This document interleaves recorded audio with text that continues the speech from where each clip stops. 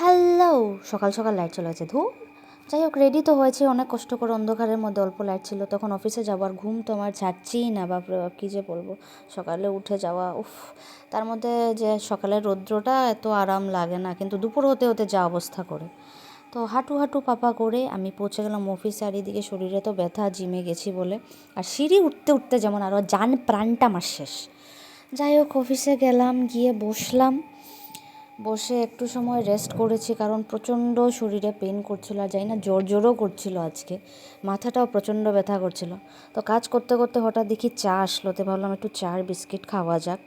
তো আজকে কাজও অনেক মানে আস্তে ধীরে কষ্ট করে করেছি, জানি না কেন এতটা মাথা ব্যথা করছিল আর শরীর ব্যথাও। তো আমি আজকে যাইনি ঘরে, বাবা নিয়ে এসে গেছে খাওয়া। চলো এখন ভোজন করা যাক, লাঞ্চ করা যাক। তো খাওয়া দাওয়া শেষ করে কাজও করেছি, কাজ করে এখন ডিউটি শেষ করে বেরোয় পড়েছি। তো গিয়ে সোজা চলে গেলাম দিদার বাসায়। দিদার বাসার থেকে ঝটপট করে চেঞ্জ করে নিয়েছি, সেটার ক্লিপ টিপ আর নিইনি কারণ লেট হয়ে গেছিলাম। তো টোটোতে বসে পড়েছি চেঞ্জ করে জিমে যাওয়ার জন্য। তারপর কি জিমে পৌঁছে দেখি লাইট নেই।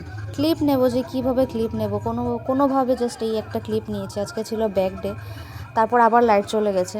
তো যখন আমার জিম টিম শেষ হয়েছে, এখানে আমি বসে জল খাচ্ছিলাম, তখন লাইট এসছে। এত গরম লেগেছে মানে বলার মতো না। আজকে কারেন্ট আসলো না, জিমে বহুত কষ্ট হয়েছে রে বাবা, সত্যি।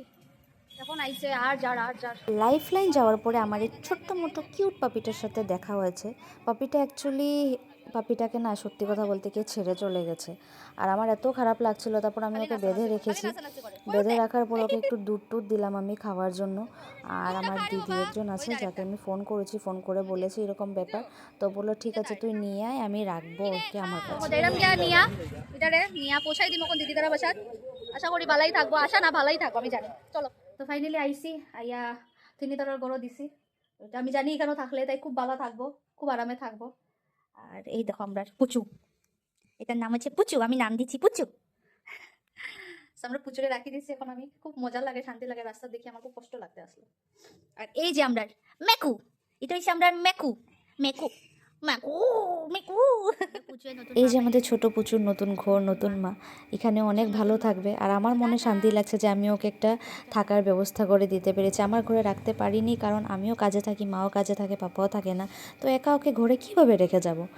তো যাই হোক, মনটাতে সবচেয়ে বেশি শান্তি পাচ্ছি আমি এই কাজটা করে। খুব মিস করবো ওকে, একটা বন্ডিং হয়ে গেছে। চলো টাটা, বাই বাই।